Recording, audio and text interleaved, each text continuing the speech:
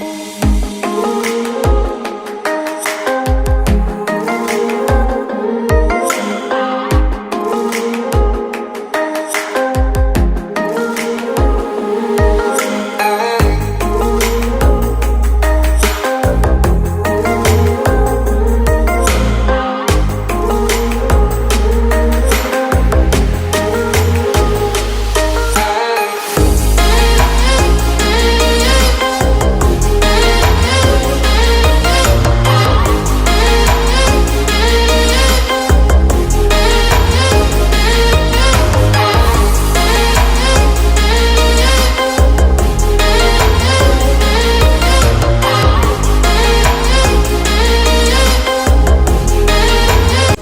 Friends, எல்லோரும் எப்படி இருக்கீங்க? நல்லா இருக்கீங்களா? இன்றைக்கி நாம் வீடியோவில் வந்து தேன் எடுக்கிறத பற்றி பார்க்க போகிறோம். ஒரு தேன் கூட்டில் பார்த்தீங்க அப்படின்னா ஒரே ஒரு புழு அறை இருக்கும். அந்த புழு அறைக்கு மேலே தான் வந்து நீங்கள் இப்போ பார்த்துட்ருக்கிற தேன் அறை இருக்கும். இந்த தேன் அறையில் வந்து ஒவ்வொரு சட்டங்கள்லையும் வந்து தேனீக்கள் வந்து தேனை வந்து சேகரித்து வைக்கும். இதில் வந்து தேன் மட்டும்தான் இருக்கும். இதில் வந்து புழுக்கள் அப்புறம் தேனீயுடைய குஞ்சுகள் எதுவுமே இதில் வந்து இருக்காது.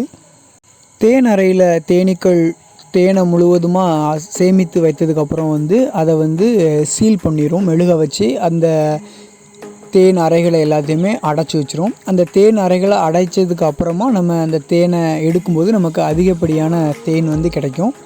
இப்போது ஒரு தேன் அறை இல்லை 6 ஃப்ரேம் நம்ம வச்சுருக்கோம். அதே மாதிரி இந்த ஃப்ரேமுக்கு மேலே இன்னொரு தேன் அறையும் நம்ம வைக்கலாம். வைக்கும்போது வந்து அதிகப்படியான தேன் வந்து நமக்கு வந்து கிடைக்கும். நாம் இப்போது தேன் அறைகளில் இருந்து தேனை மட்டும்தான் எடுக்க போகிறோம். திரும்ப அதே மெழுகு அறைகளை வந்து இதே கூடில் வந்து நம்ம திரும்ப அப்படியே வைக்க போகிறோம். அதனால் வந்து தேனீக்களுக்கு வந்து தேன் அறைகளை கட்டக்கூடிய நேரம் வந்து மிச்சமாகுது. அதனால் அது நேரடியாக தேனை சேமிக்கும் பணியை அது தொடர்ந்து செஞ்சிட்டே இருக்கும். இப்படி நாம் செய்கிறதுனால குறிப்பிட்ட கால இடைவெளியில் நம்ம வந்து தேனை வந்து எடுத்துகிட்டே இருக்கலாம். இது வந்து முழுவதும் சீல் பண்ண ஒரு தேன் அறையை தான் நம்ம கையில் வச்சுருக்கோம். இது வந்து சீசனை பொறுத்து இந்த தேன் அறையோடைய வெயிட் வந்து நமக்கு மாறிட்டே இருக்கும். எப்போவுமே தேனி என்ன பண்ணும் அப்படின்னா கீழே உள்ள புழு அறைகளை மட்டும்தான் அது வந்து வேகமாக கெட்டும். மேலே உள்ள தேன் அறைகளை வந்து அது கெட்டாது. அதனால் நம்ம என்ன பண்ணுவோம் அப்படின்னா கீழே இருந்து ஒரு புழு அறையை வந்து 5 பாகமாக கட் பண்ணி அதை தான் நாம் மேலே ரப்பர் பேண்டை வச்சு தேன் அறையில் வந்து மாட்டி வைப்போம். அதுக்கப்புறமா தான் அது வந்து தொடர்ந்து அதை தேன் அறைகளாக அப்படியே அது மாற்றி கெட்டும். அந்த ரப்பர் பேண்டு தான் இப்போ நீங்கள் கொஞ்சம் நேரத்துக்கு முன்னாடி நம்ம எடுத்து போட்டோம் ரப்பர் பேண்டு. அது வேலையை செஞ்சதுக்கப்புறம் அந்த ரப்பர் பேண்டெல்லாம் அது கட் பண்ணி விட்டுரும். இப்போ அது வந்து முழுவதுமாக தேனை வந்து இந்த அறைகள் முழுவதும் நிரப்பி வச்சுருக்கு.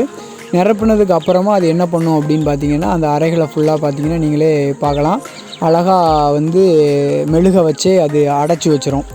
இப்படி செய்கிறதுனால வந்து அந்த தேன் வந்து கெட்டு போகாமல் நல்லா பாதுகாப்பாக இருக்கும். கெட்டு போகாமல் இருக்கும் அப்படின்னு சொல்கிறத விட பாதுகாப்பாக வந்து இருக்கும். எப்படி வந்து நம்ம மனிதர்கள் வீட்டுகளில் திருடர்கள் வராங்களோ அதே மாதிரி மற்ற தேன் கூட்டில் உள்ள தேனீக்கள் வந்து ஒரு கூட்டில் உள்ள தேனை வந்து திருடும் அப்படின்னு வந்து சொல்கிறாங்க. அது வந்து உண்மையாக நமக்கு தெரியலை. ஏன் அப்படின்னா தேனீக்கள் வந்து ஒரு வாசனையை வச்சு தான் வந்து அதோடைய கூடுகளை வந்து அது இனம் கண்டுபிடிச்சு கொள்ளும். அப்படி இருக்கும்போது வேறு கூட்டில் உள்ள தேனீக்களை வந்து அது உள்ளே அனுமதிக்குமா அப்படிங்கிறது மிகப்பெரிய சந்தேகம்தான். இது வந்து தேனை வந்து பிரித்து எடுக்கக்கூடிய ஒரு சின்ன மிஷின் தான் இது. இதோடைய விலை பார்த்திங்க அப்படின்னா ஒரு 1500லேருந்து 1600 வரைக்கும் கொடுத்துட்ருக்காங்க. இதிலே வந்து சாதாரண டாட்டா சீட் தகரத்தில் செஞ்ச மிஷின் இருக்குது. அப்புறம் துருப்பிடிக்காத எஸ்எஸ்டியில் செஞ்சுற மிஷினும் நிறையாவே இருக்குது.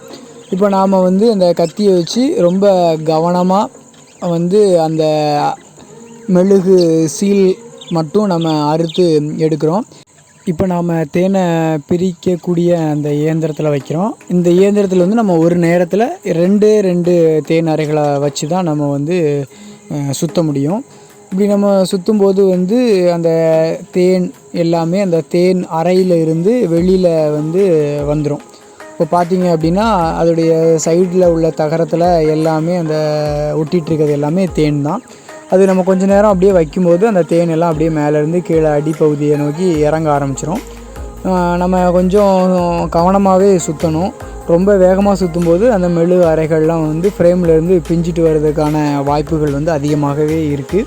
இப்போ நம்ம சுற்றினதுக்கப்புறம் இப்போ அந்த தேன் அறைகளை பார்த்திங்க அப்படின்னா எல்லாமே உள்ளே இருந்த தேன் எல்லாமே வெளியே வந்துருச்சு. ஆனால் அந்த மெழுகு அறைகள் மட்டும் அப்படியே இருக்குது. இப்போ அப்படியே அந்த பக்கம் பார்த்திங்க அப்படின்னா இப்போ இந்த பக்கம் தேன் நிறையாவே இருக்குது. இப்போ நம்ம அந்த தேன் இருந்த பக்கத்தை வெளிப்புறமாக வச்சு மறுபடியும் அதே மாதிரி ஒரு கொஞ்சம் நேரம் சுற்றணும். இப்படி சுற்றும்போது உள்ளே இருக்கிற தேன் எல்லாமே நமக்கு வேகமாக பிரிஞ்சு வெளியில் வந்துடும். இப்போது நம்ம அந்த அறைகளை வந்து திரும்ப தேன் கூட்டிலேயே வந்து நம்ம அதை வைக்கணும். அப்படி வைக்கும்போது அடுத்து உடனடியாக தேனீக்கள் வந்து அதில் தேனை சேமிக்கக்கூடிய வேலையை உடனடியாக ஆரம்பிச்சிடும். இப்போ நிறைய பேர் வந்து கேட்கலாம், என்ன கையில் க்ளவுஸ்லாம் போட்டு தான் எடுக்கணுமா, தேனீக்கள் வந்து தேன் எடுக்கும்போது கொட்டுமா அப்படின்னு சொல்லிட்டு. இது வந்து நம்ம நிறைய கூடு எடுக்க போகிறோம். ஏதாவது ஒரு கூடில் வந்து நமக்கு வந்து ஒரு தேனி வந்து கொட்டிருச்சு அப்படின்னா அடுத்து தொடர்ந்து நம்மளால் வேலை பார்க்குறதுக்கு வந்து ரொம்ப கஷ்டமாக இருக்கும். இப்போ நம்ம ஒரு கூடு மட்டும்தான் வந்து தேன் எடுக்கிறோம் அப்படிங்கிறப்போ வந்து நம்ம வந்து தொப்பி கையுறை இதெல்லாம் வந்து போட வேண்டிய அவசியம் வந்து இருக்காது. நம்ம அதிகப்படியான கூடுகளை வந்து நம்ம எடுக்கும்போது சில சமயங்களில் தேனீக்கள் வந்து கொட்ட ஆரம்பிக்கும்.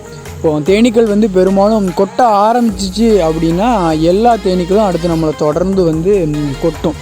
ஏன் அப்படின்னு பார்த்தீங்க அப்படின்னா தேனீக்களுடைய கொடுக்கிலிருந்து ஐசோபென்டைல் அப்படிங்கிற ஒரு வேதி அமிலம் வந்து சுரக்கும். இப்போது நீங்கள் தேனி நம்மளை கொட்டிருச்சு அப்படின்னா அந்த வாசனையை வச்சுட்டு எல்லா தேனீகளுமே வந்து நம்மளை வந்து கொட்டும். அதே சமயத்தில் நம்ம புகையை ஏன் பயன்படுத்துகிறோம் அப்படின்னா புகை வந்து அதற்கு ஒரு மயக்கத்தை வந்து உண்டு பண்ணும்.